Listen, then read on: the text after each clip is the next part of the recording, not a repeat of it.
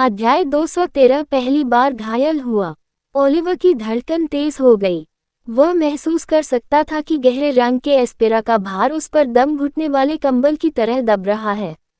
प्राणी के अंधेरे एस्पेरा ने उसे कुचलने की कोशिश की। उसकी छाती पर वजन की तरह असर हुआ। उसे इसे कमजोर करने की जरूरत थी, नहीं तो करीब आना मुश्किल हो जाएगा। प्रत्येक सांस भारी लग रही थी। उसके चारों ओर की हवा प्राणी के भ्रष्टाचार से घनी हो रही थी। डार्क एस्पेरा विशेष रूप से शुद्ध, बेदाग एस्पेरा वाले ओझाओं के लिए हानिकारक था। उसे कुछ और चाहिए था, कुछ ऐसा जो इस अंधेरे को जला देने में काफी सक्षम है। उसने अपना हाथ उठाया। काली लपटें उसकी उंगलियों पर नाच रही थी।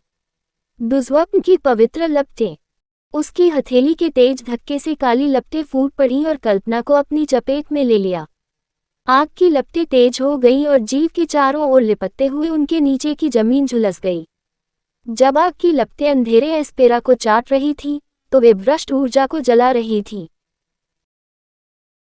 एक पल के लिए ओलिवर को लगा कि उसने बढ़त हासिल कर ली है। चिमेरा लड़खड़ा गया। उसका विचित्र रूप हिल गया क्योंकि पवित्र आग की लपटें उसके मांस को कुतर रही थीं। चिमेरा लड़खड़ा गया। उसकी चाल धीमी हो गई क्योंकि पवित्र लपटें उसकी सुरक्षा पर हावी हो रही थी। लेकिन फिर हाड़ कंपा देने वाली दहाड़ के साथ जीव आगे बढ़ा। ऐसा लग रहा था कि उसे हुए नुकसान से कोई फर्क नहीं पड़ा। यह आग के माध्यम से संचालित होता है, एक आदिम क्रोध जो इसके अंगों को चला रहा है। ये रुका नहीं। इसके बजाय उसने एक गगनभेदी दहाड़ निकाली जिससे ओलिवर के कान लगभग चकनाचूर हो गए। उग्र चिल्लाहट के साथ कल्पना ने क्षति को नजरअंदाज करते हुए आग में छलांग लगा दी। उसके पंजे हथौड़ों की तरह क्रूर और भयंकर थे। वे बेहद तेज पंजे ओलिवर की बांह से टकराए, उसके लबादे को फाड़कर खून निकालने लगे। क्या दर्द उसकी बांह में भड़क उठा, तेज और चुभने वाला, जैसे प्राणी के पंजे उसे चीर रहे थे। तेज दर्द ने उसे झकझोर कर रख दिया क्योंकि झटके के जोर से वह पीछे गिर गया। वह फिसलकर कीचड़ में चला गया। उसकी सांसें उखड़ गईं। उसकी आंखें उस प्राणी पर टिक गईं जो अब उसके ऊपर मंडरा रहा था। ये जंगली होता जा रहा था, नियंत्रण खो रहा था। इसके चारों ओर का अंधेरा एस्पेरा हिंसक रूप से स्पंदित हो रहा था। ये स्पष्ट था कि चिमेरा नियंत्रण खो रहा था, धीरे धीरे उन्मत्त हो रहा था। इसने खुद को ठीक करने की जहमत भी नहीं उठाई। बिना किसी हिचकिचाहट के उसकी आग में छलांग लगा दी, जिससे वह एक पल के लिए सतर्क हो गया। इस बिंदु पर चिमेरा जटिया से अधिक मजबूत महसूस हुआ। इसकी शक्ति बढ़ती गई क्योंकि इसने पर्यावरण से अधिक गहरे एस्पेरा को अवशोषित किया। इसके चारों ओर अंधेरा एस्पेरा बह निकला, जिसने प्राणी को द्वेषपूर्ण ऊर्जा के घने बादल में ढांक दिया। जैसे ही ओलिवर बगल में लुढ़का, चिमेरा उस पर झपटा, जल्दी से उनके बीच कुछ दूरी हासिल करने की कोशिश कर रहा था। इसकी गतिविधियां अनियमित थीं, लेकिन प्रत्येक स्वाइप के पीछे की कच्ची ताकत निर्विवाद थी। चिमेरा ने धीमी चीख निकाली क्योंकि उसके शरीर पर दुर्स्वप्न की पवित्र लपटें तीव्रता से जल रही थीं। डार्क एस्पेरा की परतों पर परतें धीरे धीरे आग की लपटों को तब तक दबाती रही जब तक कि वे चिमेरा की सख्त खाल से पूरी तरह से बुझ नहीं गईं। धिक्कार है, ओलिवर ने अपनी खून बह रही बांह को पकड़कर हौंफते हुए कहा। जब वह अपनी सांसें पकड़ने के लिए संघर्ष कर रहा था तो उसका दिल जोरों से धड़कने लगा। चिमेरा निरंतर था और यह मजबूत होता जा रहा था, हवा में अंधेरे एस्पेरा को खा रहा था। उसके प्रहार, उसकी लपटें वे इसे रोकने के लिए पर्याप्त नहीं थे। अभी तक नहीं। इसके बारे में सोचें, ये पहली बार है कि कोई राक्षसी वास्तव में मुझे घायल करने में कामयाब हुई है। वह स्थिति की गंभीरता को महसूस किए बिना नहीं रह सका। लेकिन वह खत्म नहीं हुआ था। उसका शरीर विरोध में चिल्ला उठा, लेकिन उसका मन शांत रहा। खुद को अपने पैरों पर खड़ा करके ओलिवर ने अपने मन को शांत किया।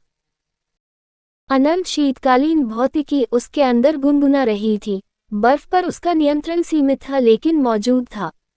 उसने अपने घाव को बंद करने के लिए बर्फ की एक महीन परत का इस्तेमाल किया और पाले की मदद से रक्तस्राव को रोका। ठंड ने दर्द को थोड़ा सुन्न कर दिया, जिससे उसे स्पष्टता का एक क्षण मिला।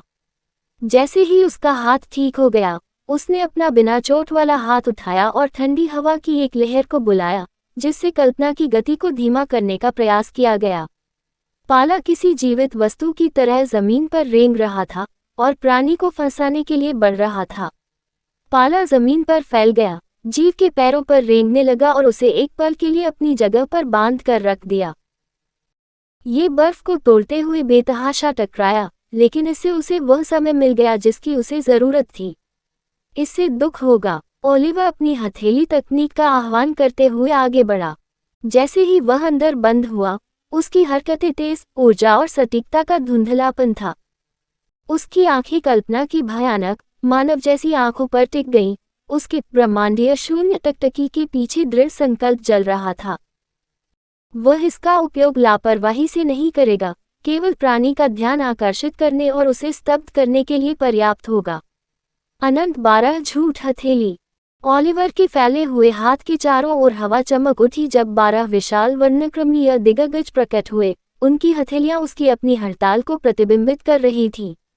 प्रत्येक हथेली शुद्ध, संघनित बल का प्रक्षेपण थी, जिसका लक्ष्य कल्पना को अपनी शक्ति के नीचे कुचलना था। वे एक ही बार में कल्पना पर उतरे, उनके वार पहाड़ की ताकत के साथ प्राणी के शरीर पर टकरा रहे थे। प्रत्येक प्रभाव के साथ जमीन हिलती थी क्योंकि चिमेरा पीड़ा में चिल्लाता था।